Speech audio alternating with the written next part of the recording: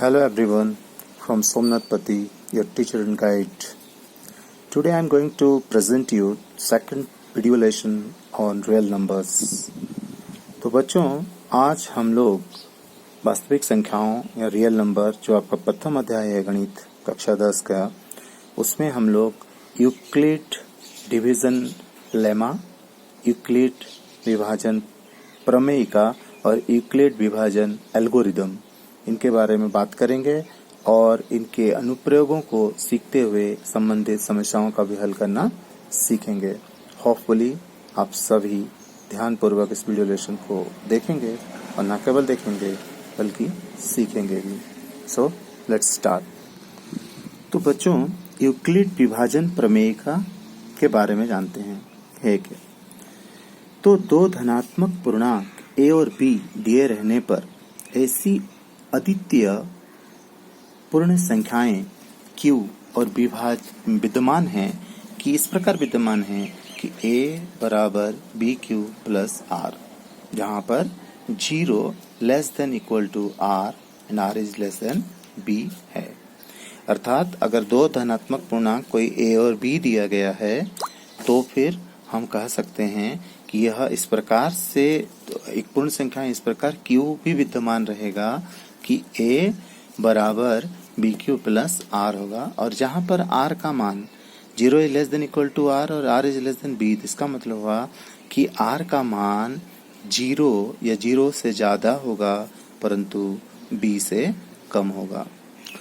तो आप लोग को लगता होगा कि अरे यार यूक्लिड विभाजन प्रमेयिका क्या है, ये तो हम लोग पहले नहीं जानते थे, क्या चीज है, कोई नया चीज हम लोग को भी कक्षा 10 में पढ़ना पड़ेगा। पर थोड़ा काम आसान करते हैं। ये तो आपको जान पहचान लग रहा है कि इसको परिचित है ना इससे। जी हाँ, तो हमने 23 एक संख्या है, इसको हमने 4 से भाग दिया। तो सामान्य विभाजन है 4 5 20 घटाए शेषफल रहा 3। अगर हम इन सभी संख्याओं का नामकरण करने बोलें तो आप क्या कहेंगे कि 4 जो है भाजक है, 23 जो है वो 23 भाज्य है, 5 यानी 5 भागफल है और 3 शेषफल है। इसी तरह एक और उदाहरण देखते हैं कि हम यहाँ 73 को 8 से यानी 8 से विभाजित करते हैं तो 8 9 72 और शेष आया 1। तो यहाँ पर 73 क्या हो गया हमारा, 73 अगेन भाज्य है, ये क्या हो गया भाजक, 8 हो गया भाजक, 9 हो गया आपका भागफल और 1 हो गया शेषफल रिमाइंडर। तो इन्हीं को ही जो भाजक है उसको हम b और भाज्य को a मानते हैं। देखिए बदलता तो यही है a और b। ध्यान दीजिए यहाँ a 23 था भाज्य और भाजक b था, b जो था वो 4 था। इसी तरह यहाँ देखिए a 73 हो गया, 73 हो गया और b जो है वो 8 हो गया। तो हमारा a और b यहाँ जैसे लिखा कोई भी दो धनात्मक गुणा a और b है तो a और b कुछ भी दिया रहे, जब हम इसको भाग करते हैं तो हमें दो चीजें प्राप्त होती है। एक भागफल प्राप्त होता है जिसे हम q यानी कोशंट कहते हैं, और एक शेषफल प्राप्त होता है जिसे हम रिमाइंडर यानी r कहते हैं। तो अगर हम देखते हैं कि कोई संख्या पूर्णतः विभाजित हो जाता है तो शेषफल क्या आता है, 0 आता है। जैसे अगर हम 6 को 2 से डिवाइड करते हैं तो हम कहेंगे कि 2 3 6, तो ये क्या आया 0। तो हम 6 को क्या कहेंगे कि 6 एक भाज्य है जो 2 से 2 भाजक है, 3 भागफल है, पर अभी शेषफल क्या हो गया 0। शेषफल 0 रहने का अर्थ हुआ कि वो पूरी तरह से विभाजित हो गया, तो शेषफल 0 रहेगा। अगर शेषफल 0 के अलावे कुछ रहता है, जैसे 3 रहा या 1 रहा, 2 रहा, कुछ भी रहा, तो इसका मतलब वो पूर्णतः विभाजित नहीं है। यहाँ ध्यान रखने वाली बात यह होगा कि जैसे इसने कहा कि ये a बराबर bq प्लस r के रूप में हम इसे व्यक्त कर सकते हैं, बिल्कुल सही। तो हम देखते हैं कैसे। 23 ये था, a कितना था 23 था भाज्य, तो हम भाज्य को कैसे दिखा सकते हैं, bq प्लस r, तो b कितना है 4, तो 4 इंटू q कितना है यहाँ पर 5 प्लस शेषफल कितना 3। तो आप ध्यान दीजिए 23 4 5 जा 20 और 20 प्लस 3 कितना हो गया 23, 23 हो गया। तो 23 को हम 4 गुना 5 जोड़ 3 लिख सकते हैं। यहाँ पर ए आपका 23 है, बी 4, क्यू 5 और शेषफल यानी रिमाइंडर 3। इसी प्रकार अगर हम इस 73 के डिवीजन को देखें तो हम 73 को कैसे लिख सकते हैं, 73 इक्वल टू 8 इंटू 9 प्लस 1 यानी 73 बराबर 8 गुना 9 जोड़ 1 यानी 8 में 72 और जोड़े 73 होगा। यहाँ पर ए यानी भाज्य जो है वो 73 है, भाजक 8, शेषफल जो भागफल है वो 9 और शेषफल 1 है। तो इसी प्रकार अगर हमने अभी जैसे दिया उसको अगर हम देखें तो हमारे पास क्या था 6 भाज्य था, तो हमने किससे इसको भाग दिया 2 से, तो भाजक हो गया 2। तो कोशंट यानी कि हम लोग भागफल कितना प्राप्त हुआ 3, ये पूरी तरह से विभाजित हो गया, इसलिए रिमाइंडर यानी शेषफल कितना बचा 0। तो हम इसको इस तरह से लिख सकते हैं। तो हम किसी भी चीज को अगर भाग देते हैं तो हम उसे हम इस प्रकार से व्यक्त कर सकते हैं, यानी कि a equal to B Q plus R, जहाँ a जो है पुनः बता देता हूँ, a भाज्य है, b भाजक और q यानी कोशंट भागफल और 3 रिमाइंडर शेषफल, इस तरह से व्यक्त कर सकते हैं। तो यही जो है यूक्लिड विभाजन प्रमेय का कहलाता है, यूक्लिड विभाजन प्रमेय का। एक चीज और समझिएगा, जो यहाँ हमने कहा कि 0 is less than equal to R, यानी 0 r से छोटा या बराबर है, इसका मतलब r 0 से क्या है बड़ा है, तो r 0 से बड़ा है या बराबर है और b से लेकिन छोटा है। तो जाहिर सी बात है यहाँ b कितना है 4 और रिमाइंडर कितना है 3। अगर हम किसी भी संख्या को जैसे 23 को हम 4 से भाग दे रहे हैं तो जो शेषफल आएगा वो क्या हो सकता है, वो 4 तो नहीं हो सकता है ना, वो 0 से लेकर अगर पूर्णतः कट जाए तो 0। तो अगर हम 4 से भाग देंगे, भाजक 4 हो, तो शेषफल में क्या आ सकता है, किसी भी चीज को अगर 4 से भाग दे तो वो 0 आ सकता है अगर पूर्णतः कट जाए, 1 आ सकता है, 2 आ सकता है, 3 आ सकता है, लेकिन 4 कभी भी नहीं आ सकता है क्योंकि हम 4 से ही उसको भाग दे रहे हैं। तो इसका मतलब अगर हम b 4 है तो r जो है वो क्या हो सकता है, 0 हो सकता है, 1 हो सकता है, 2 हो सकता है, 3 हो सकता है। सेम चीज है यहाँ पर कि अगर b जो है वो क्या है 8 है तो r क्या हो सकता है, 0 हो सकता है, 1 हो सकता है, 2 हो सकता है, 3 हो सकता है, 4 हो सकता है, 5 हो सकता है, 6 हो सकता है, 7 हो सकता है, लेकिन 8 नहीं हो सकता है। तो इस चीज को हम लोग इसमें व्यक्त कर सकते हैं।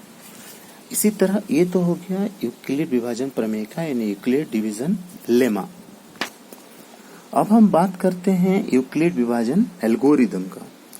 तो देखिए यूक्लिड विभाजन एल्गोरिदम यूक्लिड विभाजन प्रमेय का या लेमा का ही इस्तेमाल करता है, परंतु वो किस लिए इस्तेमाल करता है, वो 2 धनात्मक पूर्णांकों का HCF हाईएस्ट कॉमन फैक्टर या जिसे हम हिंदी में कहते हैं महत्तम समापवर्तक ज्ञात करने की विधि है।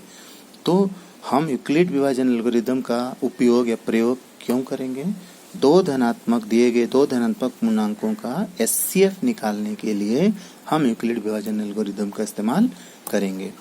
तो उदाहरण देखते हैं।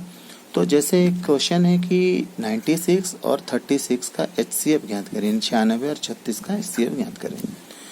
तो आप पूर्व की कक्षाओं में लंबी विभाजन विधि से HCF निकालना सीख चुके हैं। तो मैंने इसको 2 भाग में लिखा है ताकि आपको अभ्यास करते समय सुविधा हो।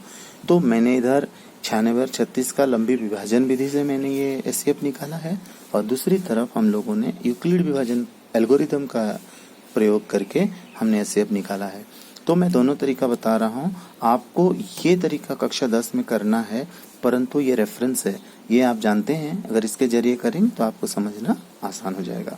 तो हम सबसे पहले कैसे करते थे, तो हमारे पास जैसे कि यहाँ लिखा है 2 धनात्मक पूर्णांक, तो हमारे पास 2 धनात्मक पूर्णांक क्या आते हैं 96 और 36। तो हम देखेंगे कि कौन बड़ा है और कौन छोटा है। तो यहाँ पे हमने लिखा कि चूंकि 96 जो है वो बड़ा है, एक चिन्ह है आपका बड़ा है, किससे बड़ा है 96, 36 से।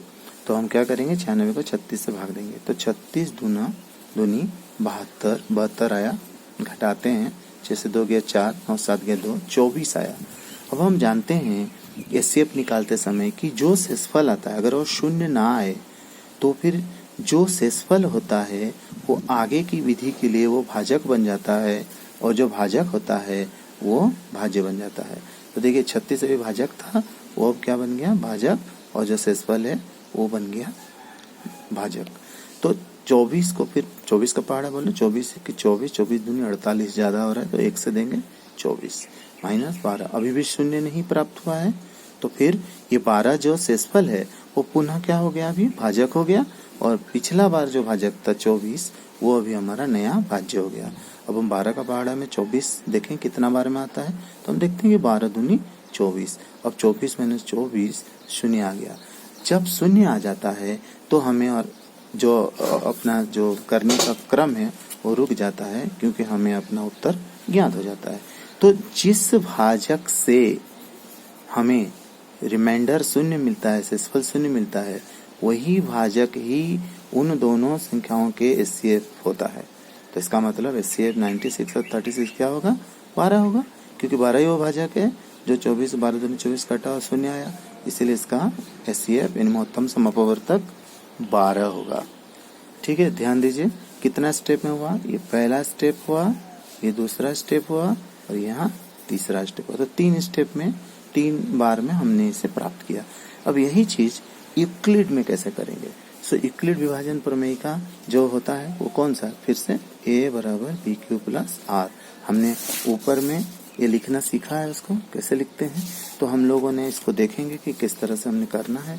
तो यहाँ फिर से लिखेंगे कि क्योंकि 96 जो है वो बड़ा है 36 से, 96 ग्रेटर देन 36, अतः यूक्लिड विभाजन प्रमेय का द्वारा यानी किसका प्रयोग करेंगे, a बराबर बी क्यू प्लस आर।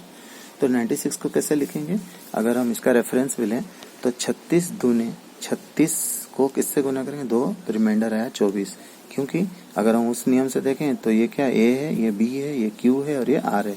तो क्या हो गया, 96 को कैसे लिखेंगे, 96 36 गुना 2 रिमाइंडर कितना शेषफल 24, तो 36 दूने 72 जोड़ 24 96। अब देखिए जो 36 है, अब जो यहाँ तो हम शेषफल पे ध्यान देंगे, शेषफल शून्य नहीं है, तो फिर ये जो शेषफल जो हमारा जो भाजक था वो भाज्य बन गया 36 बराबर, अब जो हमारा शेषफल था वही हमारा भी भाजक बन गया। तो फिर देखो यहाँ भाजक बन गया 24 1 के 24, तो यहाँ देखो तो 24 गुना 1 और फिर शेषफल कितना बचा 12, फिर 24 को लेंगे, अब ये बन गया यहाँ 24 क्योंकि 0 नहीं आया है, तो 12 का पहाड़ा में 12 दूनी 24 जोड़ 0 क्योंकि आ गया। अब देखिए शेषफल शून्य आ गया। ये सिलसिला हमें तब तक चलते रहेगा, ये सिलसिला तब तक चलते रहेगी जब तक कि हमें शेषफल शून्य नहीं मिलता है। तो जब शून्य मिल गया तो स्टॉप। अब देखेंगे कि ये शून्य जब मिला तो हमारा b क्या था, b क्या था माने भाजक क्या था, तो क्या था 12, इसीलिए हमारा इसका एचसीएफ क्या होगा 12 होगा। ठीक है, तो